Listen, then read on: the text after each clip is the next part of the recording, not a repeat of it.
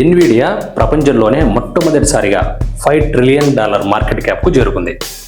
1993లో Jensen Huang అనే ఆయన దీన్ని స్థాపించాడు.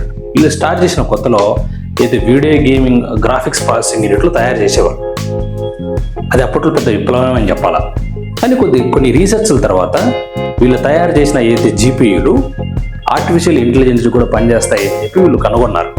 2006లో ఏఐ అండ్ డీప్ లెర్నింగ్ టెక్నాలజీకి వీళ్ళు నాంది వేశారు. అక్కడి నుంచి కంపెనీ ఏఐ యుగం అనేది మొదలుపెట్టిందనమాట. 1999లో నాస్డాక్లో లిస్ట్ అయినటువంటి ఈ కంపెనీ $12 షేర్ ధరతో లిస్ట్ అయింది.